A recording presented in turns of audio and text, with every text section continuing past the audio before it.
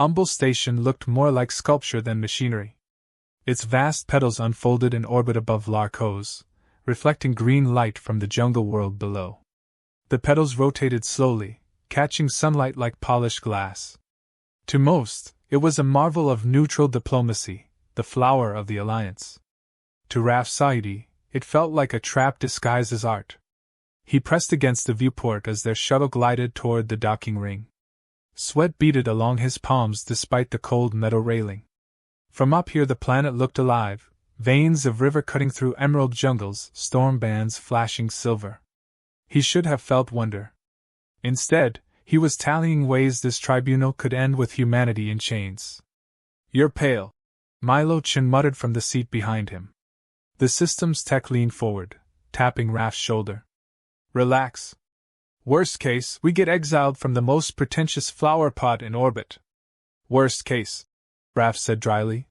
"Our species loses rights to its own biology. Serifix licenses our kids' cells like soybeans." Milo's grin faltered. "Yeah. That too." Dr. Sana Okoye, leader of Commons Lab, turned from the forward bulkhead. Her presence carried the calm of a surgeon before incision. "Both of you focus. Facts win cases, not panic. We'll present clean data from the Larcos field trials. Keep emotion under control." Raf smirked, though his stomach twisted. "Sure. Facts always beat billion credit corporations." "Raf." Her voice softened, but the steel remained. "Hold the sarcasm until we're out of orbit." The shuttle latched onto the docking cradle.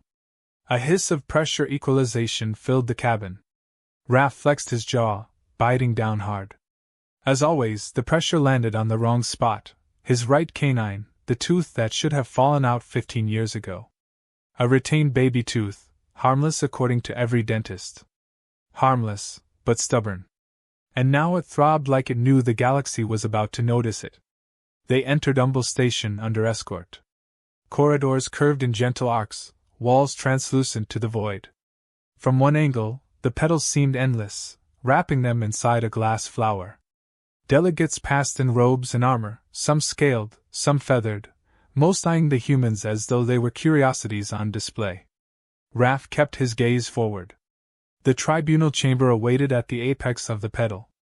Circular tiers climbed steeply, filled with representatives. The transparent walls showed the spine of the station stretching away, stars glittering beyond. At the center lay the dais, low, sterile, a stage built for spectacle. Every eye focused there. The arbiter presided from an elevated seat, mast helm glimmering with pale light. Their voice rang through hidden amplifiers, neutral and implacable. "Commons Lab, you stand accused of falsifying evidence regarding Homo sapiens' alleged regenerative capacity. Present your defense." Dr. Okoye stepped forward, posture perfect. "Our data demonstrate activation of juvenile stem niches in human tissue without nanite intervention. We submit." A flick of elegant fingers cut her off. Linariquel rose from his seat like a shadow stretching. The Altari's frame was lean, cartilage bones bending with serpentine grace. His voice, rich and smooth, carried a smile sharper than any blade. "Allow me to clarify. These so-called results are nothing but theater." With a gesture, a hollow unfolded above, shaky recordings of humans at carnivals, exaggerated. Miracle healings. Glowing edits making wounds vanish. Myths dressed in science. The idea that humans regrow like reptiles, superstition, nothing more. The delegates murmured. Some laughed softly. Raf's fists tightened. He stepped forward, but Sana's hand caught his arm. "Not yet." Quell's golden eyes gleamed. "Under Charter Protocol 17, extraordinary biological claims must be proven by live demonstration. No machines. No enhancements. Just the organism, here, before us." He gestured to the dais as though presenting a gift. "Let them show us their magic trick." The arbiter inclined their helm. "The requirement is valid. Demonstration shall be scheduled within this cycle." Raf's stomach plunged. Live demonstration. With no enhancers. Impossible, unless. The chamber emptied after adjournment, but Quell lingered, gliding near like a predator curious about its prey. He lowered his voice so only Raf heard. Curious, engineer. You flinched when the scanner flagged your dental anomaly. His lips curled in amusement. An old tooth, perhaps? Imagine, your species' sovereignty hanging on a relic children hide under pillows. Raf stiffened, blood roaring in his ears. Even if I had one, what good would it do you? Good? Quell's smile widened. If you pull it out, I'll patent the process before the blood dries. You can bleed on stage, human. I'll own the rights. He drifted away, robes whispering. Raf's jaw ached harder. He touched the spot with his tongue, felt the faint give of enamel that never belonged in an adult mouth. His secret was no longer his. In the antechamber, the team gathered, tension pressing heavier than gravity. Tessa Rourke, their legal mind, rubbed her temples. They boxed us. No demonstration, we lose. With demonstration, Seraphix claims it. Milo paced. If only we had something undeniable, something they can't fake. Their eyes shifted to Raf. He leaned against the glass wall, the planet rolling below in shades of green storm. He exhaled. I've got a baby tooth. Still here. Dentist said it'd fall out eventually. Never did. Milo blinked. That's perfect. Or suicidal, Tessa snapped. You can't put his body on the line like evidence. Raf laughed without humor. Better a volunteer than a species harvested. If this is what it takes. Sanaa studied him, gaze sharp, unblinking. You'd risk that? Raf met her eyes. If it means proving we own our bodies? Yeah. Silence stretched. Beyond the glass, lightning flickered in Larko's clouds. Raf pressed his tongue again against the stubborn tooth, feeling it ache as if history itself were pressing down. Tomorrow, the galaxy would demand proof. And all he had was a relic of childhood, waiting to break loose. Sleep never came. Raf sat on the narrow station cot, elbows on knees, staring at the glow strip on the ceiling. His tongue kept pressing against the stubborn tooth until the pressure throbbed into his jaw.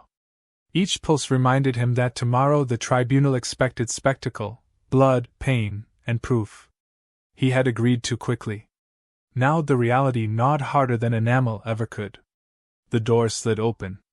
Milo shuffled in, hair sticking out at odd angles. He carried 2 steaming mugs. Synthetic chai, he muttered. Closest this station sells. He handed one over and collapsed on the opposite cot. You really going to do it? Raf sipped. Bitter, metallic, nothing like the real thing. If I don't, they win by default. Maybe there's another way, Milo said, voice low. Seraphix seeded half the sabotage already. I caught background noise in the environmental feed. They're trying to make any readout look corrupted. Even if you bleed on stage, they'll claim interference. Raf leaned back. So what's the play? Refuse and hand them the charter? Milo hesitated. Sanaa's running models. Tessa's combing legal precedent. They're searching for a loophole. He set the mug aside. But you're the one Quell's targeting. He saw something in your file. That tooth. How did he know? Probably the scan, Raf muttered. Station security flagged it. To them, I'm a walking anomaly. Milo studied him. You're scared. Of course I'm scared. Raf snapped, then softened. But it's not just pain. It's what comes after. If I prove it, Seraphix will claim the process. Suddenly every kid losing a tooth becomes corporate property. The thought left the room heavy. Milo had no answer. Morning came too fast. The tribunal reconvened, chamber packed tighter than yesterday. Delegates crowded the tiers, hungry for drama. The arbiter's voice echoed. By Charter Protocol 17, demonstration shall proceed planet-side on Larkos within 1 cycle. Neutral monitors will ensure authenticity. Tessa stiffened. Planet-side? That wasn't in yesterday's ruling. Quell's smile spread like oil. Of course. Station interference risks contamination. On Larkos, baseline conditions can be observed. Surely the Commons lab has nothing to fear from nature? Sanaa's jaw tightened. Nature on Larkos can kill a survey team in minutes. That, Quell purred, is precisely why it is neutral. The arbiter struck the ruling. So ordered. Raf swallowed. He hadn't expected jungle. Demonstrating in a sterile chamber was daunting enough. Doing it under a canopy that dripped toxins? Madness. Yet refusing meant surrender. He caught Sanaa's gaze. Her expression said everything. This was deliberate escalation. Back in their assigned suite, Tessa slammed her datapad down. It's a trap. If anything goes wrong planetside, they'll call the data invalid. Worse, they could stage an accident. Milo paced, muttering about sabotage filters. Sanaa raised a hand, silencing them both. Her eyes locked on Raf. You don't have to do this. Raf laughed once hollow. We're past that. They want blood, and I'm the only one carrying something to give. No, she said firmly. We're scientists. Not performers for Imperial Theater. Tell that to the Arbiter, Raf replied. They demanded a show. Either we provide one, or Quell writes humanity's future. Silence followed. Even Tessa had no rebuttal. Later, Raf found himself at the suite's viewport again, watching storms crawl over Larkos' surface. Lightning veins lit the atmosphere. His reflection stared back, dark eyes ringed with fatigue, jaw clenched. He opened his mouth, studied the small tooth in the mirror's ghost. So ordinary. So fragile. Yet somehow the fulcrum for billions of lives. Footsteps. Sanaa joined him. Her voice was quieter now, stripped of command. Why you? Because fate has a sense of humor, Raf said. Because I'm the idiot with the tooth. She folded her arms. You realize the symbolism? Childhood loss renewal. If the Alliance sees regrowth triggered from something so common, it undercuts Quell's argument. Myths become proof. That's what scares me, Raf admitted. They'll try to own it. A child's rite of passage turned into a commodity. Then we anchor it in culture before they can patent it, she said. Tessa's looking at charter clauses. If we frame tooth shedding as a sovereign right, it can't be enclosed. But we need demonstration first. Raf exhaled. So I bleed in a jungle, and you make it law. Her hand touched his shoulder, steady. You're not alone. The shuttle down to Larkos rattled as it cut through atmosphere. Outside, emerald jungle stretched to the horizon. Vines wrapped colossal trunks, canopies blotted out sun except where storm gaps allowed shafts of light. The verdant span was alive, dangerous, beautiful. Raf smelled damp earth even through filtration. He tightened his grip on the harness. The Arbiter descended with them, masked and impassive. Seraphic's escorts in pristine armor followed, recording everything. Raf noted the irony. They wanted neutrality, yet Quell's people practically controlled the ground. The landing zone opened into a clearing where roots twisted like serpents. The dais had been reassembled here, absurd against the wild backdrop. Delegates circled in protective shells, their voices hushed. The Arbiter raised a hand. Demonstration will proceed. Raf stepped forward. The humid air pressed against his lungs. His team stood behind him, tense, watchful. Quell lounged near the edge, smile predatory. Every eye turned to Raf. His pulse thundered. He touched his jaw. The tooth felt small under his tongue, yet immense in meaning.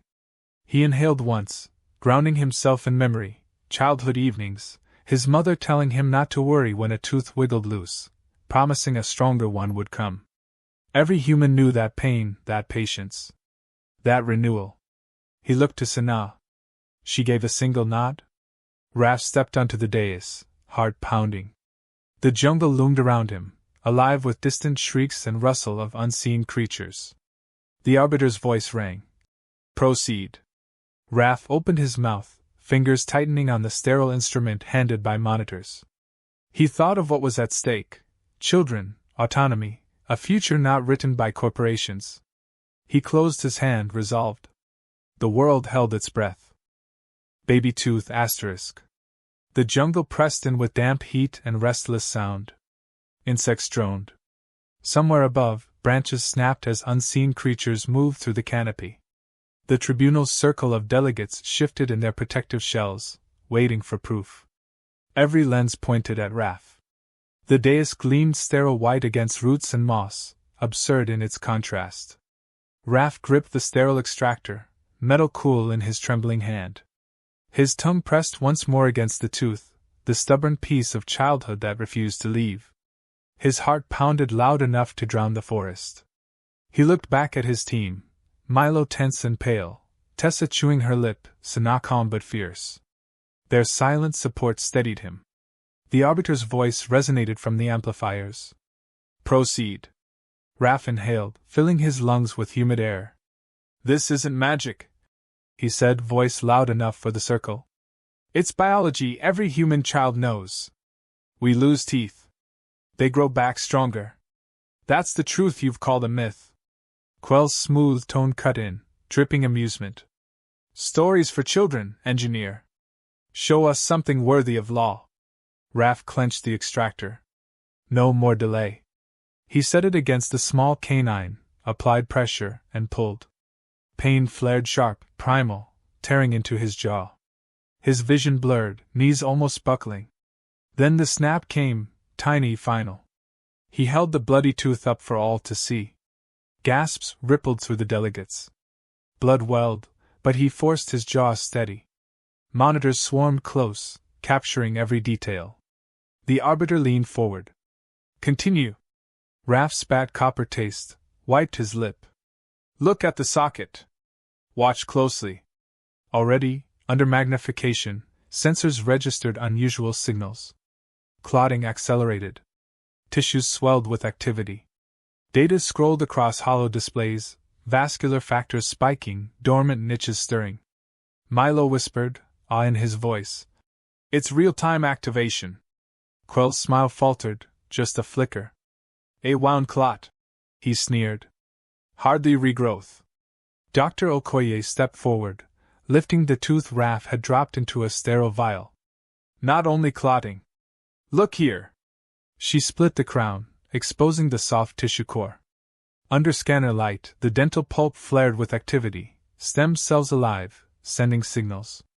"These are juvenile niches preserved past maturity. Humans don't erase childhood, we carry it, waiting." The Arbiter studied the feed. Delegates whispered among themselves. Raf swayed, pain lancing his jaw, but he held steady. He wanted them to see the truth in blood and bone. Then chaos broke. A shrill cry cut through the jungle. A Seraphic's escort shouted, rushing to the Arbiter's adopted child, a lark infant nestled in protective shell. The child's skin had gone gray-green, swelling at the neck. A spore wasp had stung through a seam. Poison spread fast. "Medical!" voices shouted. But Seraphic's guards hesitated, waiting for authorization. Quell lifted a hand lazily. "Our antiserum requires clearance. Legal forms must." "Damn your forms!" Sana snapped. She turned to Raf.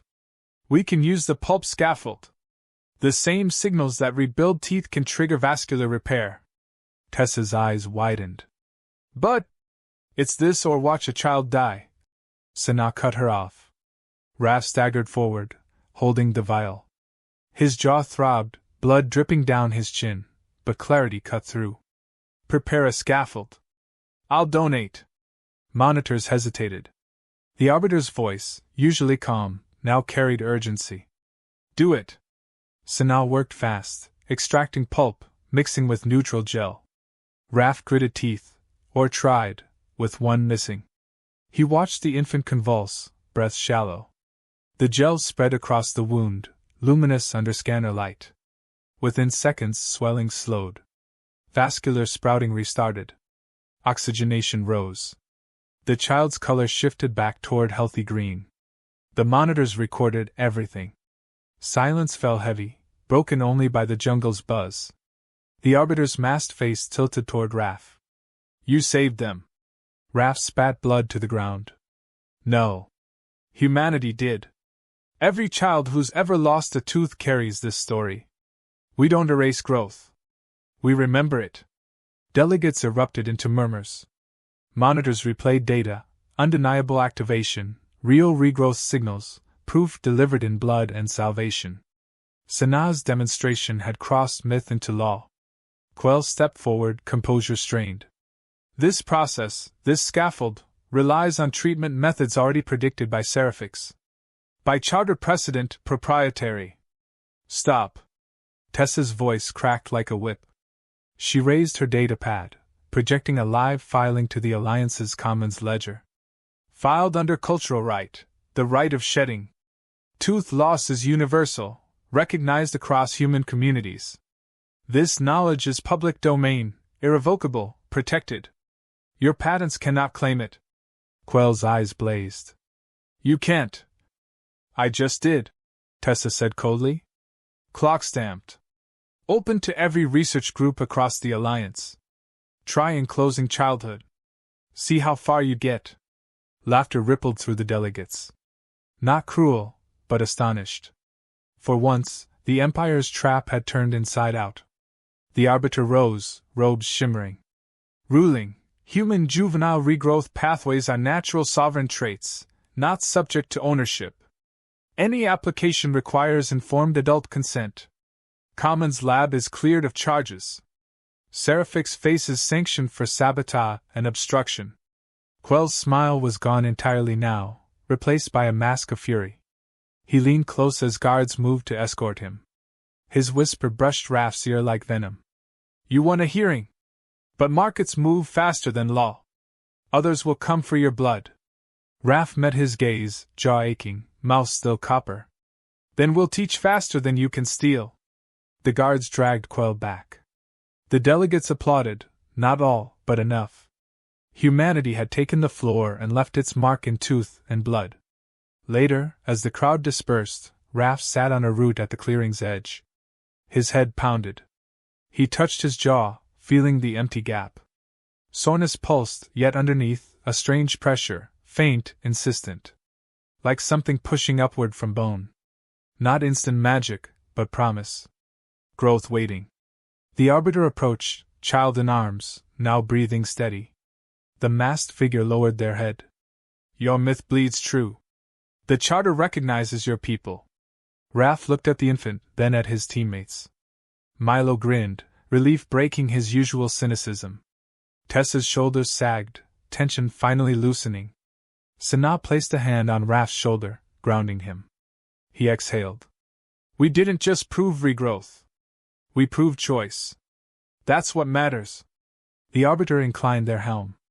A person's change is not a product. Raf almost smiled. He looked at the tiny tooth in the vial, no longer just a quirk of his body but a symbol shared across the stars. Something so small had carried the weight of a species. He hoped children on Earth never knew how close their bedtime stories came to being sold. Above the canopy, Umble's station glinted in sunlight, petals of glass and steel. For once, Raf thought, it looked less like a trap and more like a witness. He rose, jaw aching, heart steady. The right of shedding was theirs now, beyond ownership. Proof written not in contracts, but in blood, in culture, in survival. Humanity had bled once more, and walked away stronger.